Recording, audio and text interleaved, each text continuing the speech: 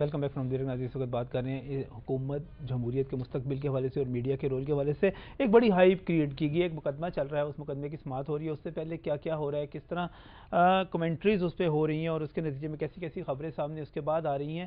مجھے اس سے پہلے کہ میں دوبارہ شاہ جی اس پوری صورتحال کی طرف جاؤں, اس کے اثرات کیا مرتب ہوں گے, کیا ہوگا کیا نہیں ہوگا, مجھے یہ بتائیے گا کہ یہ جو میڈیا رول پلے کر رہا ہے یہ اپنی کریڈیبلٹی بنا رہا ہے یا اپنی کریڈیبلٹی لوز کر رہا ہے؟ پتہ نہیں میرا آج کا اس طرح کا تو کوئی میٹر نہیں لگا ہوا, لیکن کریڈیبلٹی کا جو ایک زمانہ تھا نا جی, یہ بھی ہمارے ان کی عدالت میں ہم نے کام کیا ہے کہ غلط خبر چھاپنے کا یا غلط چیز کرنے کا صبح جواب دینا پڑتا تھا.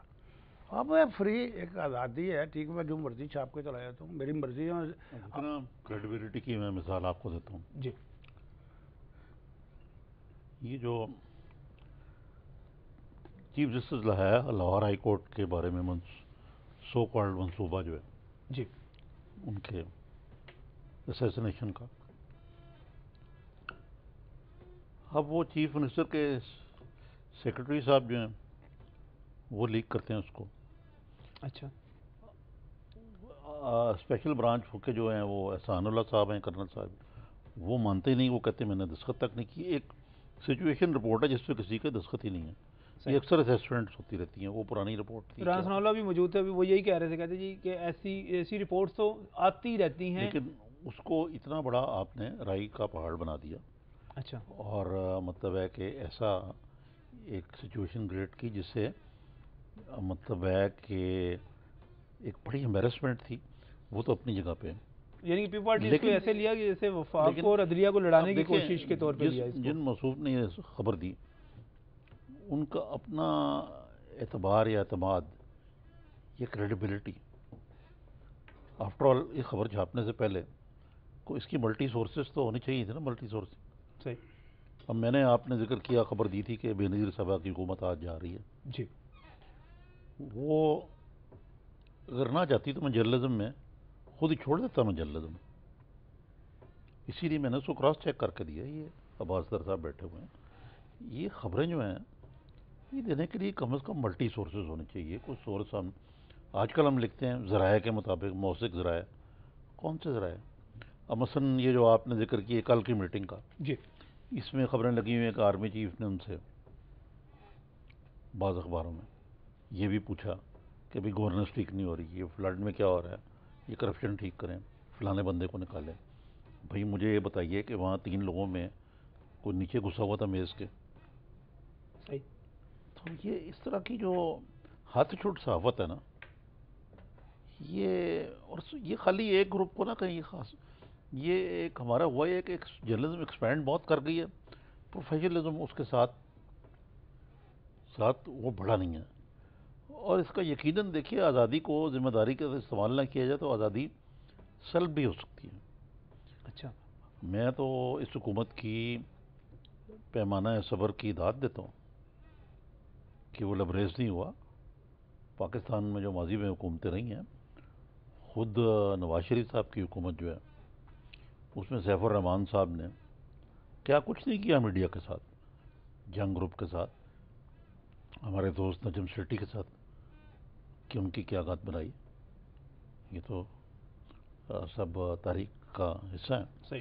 تو ہمیں اپنی آزادی کا ذمہ داری کے ساتھ استعمال کرنا چاہیے, لیکن ہمیں پرنسپلز پہ, جمہوریت اور جمہوری عمل پہ کو کمپرومائز نہیں کرنا چاہیے. یہ جو اگر یہ ساری شاید جو موو چل رہی ہے, اس کے نتیجے میں کیا ایسی بھی امکانات موجود ہیں کہ جمہوریت اور جمہوری حکومت پہ کمپرومائز کرنا پڑ جائے اور یہ جو جمہوریت ہے یہ ختم ہو جائے اس ساری موو کے نتیجے میں؟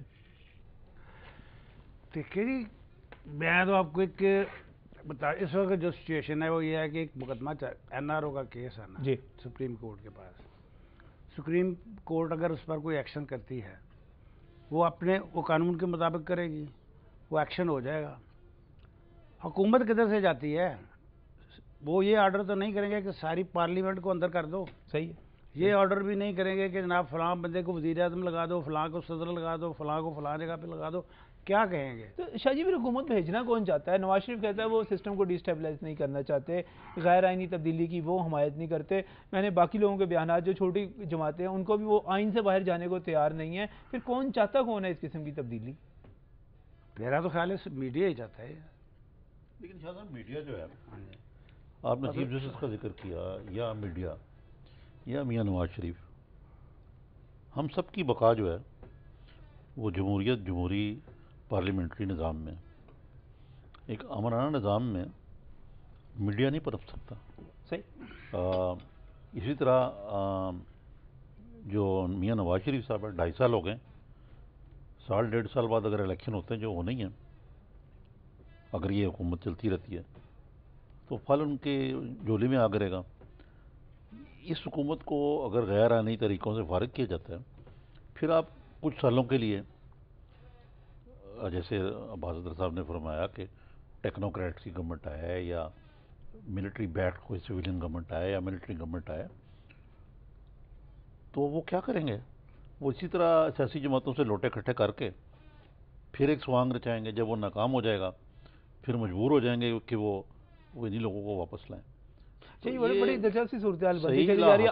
آپ نے بھی میرا مقصد کہنے کا یہ ہے کہ اس سسٹم کو ڈسٹرائے کرنا اس کی اپنی کریڈیبلٹی کی وجہ سے، معاف کیجیے گا، کہ یہ جو حکومت ہے اس نے بھی اپنی اصلاح احوال کی طرف توجہ نہیں دی پوری طریقے سے. یعنی اپنی گورننس ہے، اب 2 کروڑ لوگ بے گھر ہیں، انفراسٹرکچر خراب ہو گیا اور آج بھی جو ہے 18ویں ترمیم. بھائی آپ پہلے تو اپنا گھر تو ٹھیک کریں نا. آدھے صفحے کے اشتہار تو یہ آپ نے پوچھا تھا کہ لوگ کیا چاہتے ہیں.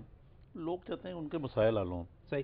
وہ یہ نہیں چاہتے کہ یہاں پہ میرے عزیز وطنوں کر کے کوئی فوجی سوار ہو جائے ان کے اوپر، یا کوئی ٹیکنوکریٹ سوار ہو جائے.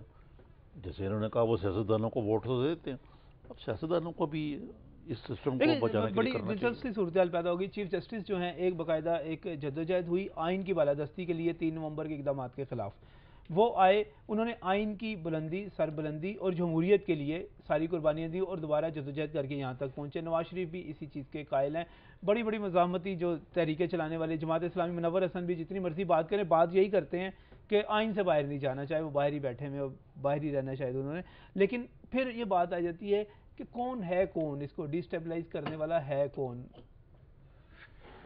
دیکھیے جی، ہمیں تو نظر آ رہا ہے نا جی کہ یہ حکومت ڈیسٹیبلائز ہو رہی ہے. نظر کہاں سے آ رہا ہے؟ نظر تو ہمیں ٹیلی ویژن کی اسکرینوں پہ نظر آتا ہے، بس سڑک پر تو نظر نہیں آتا. اصل میں تو یہ ہے کہ ایک لہر چلتی ہے، اس کو مقبول بنا دیا جاتا ہے، پھر اس میں شروع ہو جاتا ہے. لیکن ہوا پتہ کیا ہے، وہ لوگوں کے مسائل کی بات کر رہے ہیں کہ لوگوں کے مسائل اس طرح حل نہیں ہوئے اور لوگوں کی گرانی صاحب گھبرا گئے تھوڑا سا.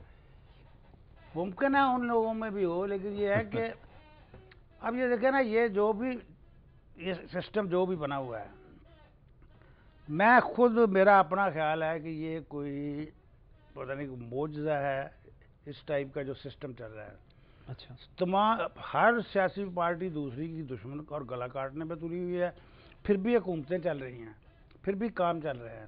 اب نیا الیکشن کرا دے، یہی ہنگ پارلیمنٹ آئے گی، اسی طرح کی پولیسیں بنیں گی، یہی گند دوبارہ شروع ہوگا.